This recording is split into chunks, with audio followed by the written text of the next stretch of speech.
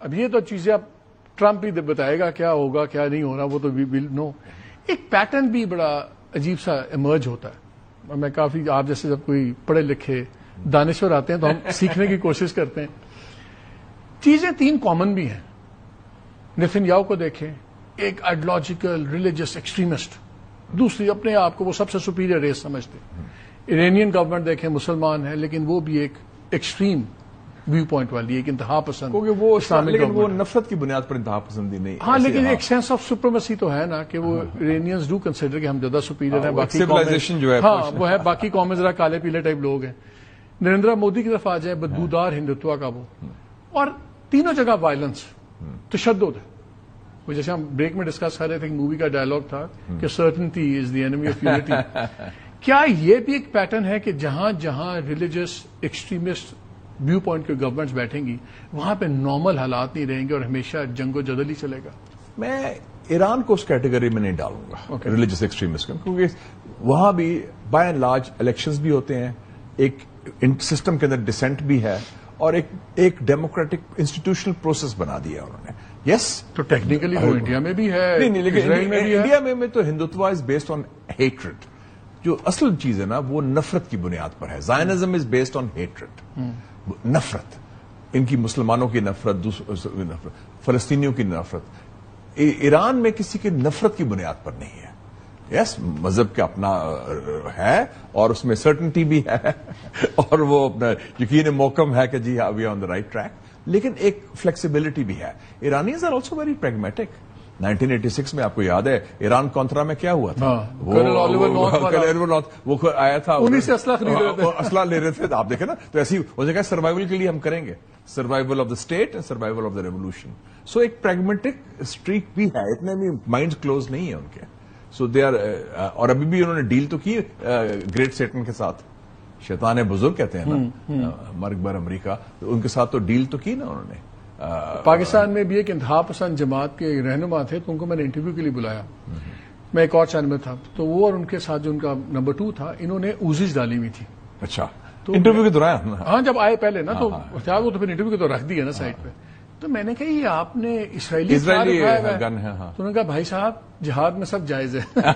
سو آپ وہی والی بات کر رہے ہیں. افغان جہاد میں اسرائیلی اسلحہ بھی استعمال ہوا تھا. What is the way out for Iran now? Because دیکھیں ملیٹریلی پھنس چکے ہیں، لٹرلی ورچولی اسکائز ان کے پاس ہیں، وہ چن چن کے مار رہے ہیں، سائبر سسٹم اڑا دیا ہے، سب کچھ اڑا دیا ہے. ملیٹریلی فتح نہیں ہو سکتی، لاسٹ پورا ہو سکتا ہے، اس کے بعد پتہ نہیں کیا ہوگا. ٹھیک ہے اللہ کرے کہ کوششیں چل پڑیں جو سعودی عربیہ، رشیا، چائنا وغیرہ بھی ہیں اور UAE جیسے آپ بتا رہے ہیں کر رہے ہیں، لیکن بڑا کم لائکلی ہوڈ لگتا ہے. وہ کہتے ہیں ایکسٹریم سرنڈر کرو، ادھر کی لیڈرشپ سرنڈر کا مطلب ہے اپنے ہاتھ کاٹ کے ویسے ہی گھر چلے جائیں. وہ بھی نہیں. کتاب دیکھی تھی آپ نے سیمسن آپشن، وہ جو اسرائیل کی تھی نا کہ جی وہ آخری وقت تک then they will use the bomb they have. تو ان کے پاس بھی ایک آخری آپشن تو یہی ہے کہ they can hit out at the Americans and also close the gulf oil. اس پر شارٹ آف دیٹ، کیونکہ وہ ایک قسم کا نیوکلیر آپشن ہوگا. ایک اور آپشن بھی تو ہے نا، اگر ٹرمپ آتا ہے ڈائریکٹلی اور یہ کوڈو وغیرہ پہ بامبنگ کر کے کہ نیوکلیر اور ڈکلیئر وکٹری کر دے اور اس کے بعد یہ ٹیبل پہ بیٹھ جائیں، کیا ایک آپشن نہیں ہے؟ یہ ہو سکتا ہے، آپشن ہو سکتا ہے. Weakened Iran with the same regime would be acceptable, کیونکہ اس کے گارنٹرز پھر ہوں گے 4 ملک، China, Russia, Saudi Arabia and UAE. اور میں کوئی بعید نہیں کہ آج کا جو لنچ ہو رہا ہے اس وقت فیلڈ مارشل عاصم منیر کا، ٹرمپ مائٹ ٹیل ہم کہ ایرانی دوستوں کو کنوے کرے یہ میسج کہ ہم تیار ہیں، ہمیں نیوکلیر اس کو اڑانے دو، ویسے بھی تو تمہیں گیو اپ کرنا ہے، ہمیں اڑانے دو اور ریٹیلیٹ نہ کرو. He might ask the field marshal کہ please convey a certain message to your Iranian friends. ہم نہیں چاہتے زیادہ تر بھائی.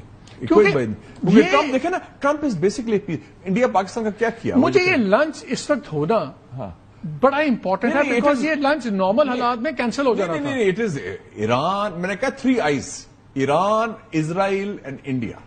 یہ ڈسکشن ہوگی کور، باقی دوسری بھی ہوگی، کرپٹو کے اوپر بھی، منرل کے اوپر. تو یہ اجازت ہوگی ان کو کہ وہ آ کے پرائم منسٹر سے ڈسکس کریں گے، وہ کہیں گے آپ ہی فیصلہ کر لو؟ وہ تو فیصلہ ادھر ہی ہو جائے گا. ہی از دا باس. پرائم منسٹر تو یہ تو ملازمت کر رہے ہیں، تو شکر کرے گا ہماری نوکری قائم ہے. وہ تو فیصلہ ہو گیا نا کہ who is the boss from both sides. تو وہ تو خاکی democracy has come to stay.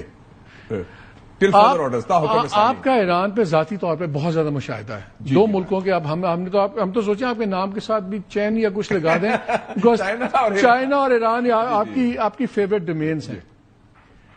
جو اب حالات ہیں, جتنا لوگ پہلے ہی سینکشنز میں تھے, سب کچھ ہو رہا تھا, اب یہ چیزیں ہو گئی ہیں. اگر یہ صلح ہو جاتی ہے, اللہ کرے کسی بھی طریقے سے جنگ رک جائے, کیا یہ جنگ رکنے کے بعد یہ اسلامک ہارڈ لائن رجیم اسی طرح کنٹینیو کرے گی کہ آپ کے خیال میں چینجز آئیں گے؟ They will be course correction. They will be course correction. دیکھیں نا, what kind of course correction? Course correction, a more opening up of the system and a less aggressive foreign policy. یہ جو تھی نا کہ جو جیسے قاسم سلیمانی نے کہا تھا کہ 4 عرب کیپٹلز میری جیب میں ہیں, بغداد, ڈماسکس, سنا یمن کا, اور بیروت, جو ہر جگہ. تو وہ جو ایکسٹرنل پنگے بند ہو جائیں گے. کیا خامنہ صاحب کورس کریکشن والے کورس پہ جانے والے ہیں کہ وہ اڈیپٹیبل ہیں, کہ وہ اڈیپٹ کریں اپنے آپ کو, کہ یہ کوئی اور ہی کرے گا؟ نہیں, وہ کر سکتے ہیں. روحانی کو وہ لے کے آئے تھے, دیکھا نا, ہی از دا الٹیمیٹ ویٹو پاور, تو ان کے پاس ہے, ہی از دا باس دیئر. تو انہوں نے وہ کر دیا تھا, and he allowed the deal with the Americans also. تو اتنا نہیں کہ وہ بالکل کہتے ہیں کہ جی میں بات ہی نہیں کروں گا, کٹی ہوگی. وہ بڑے فلیکسیبل ہیں, وہ دیکھتے ہیں کہ رجیم سروائیول اور revolution survival, that is the bottom line.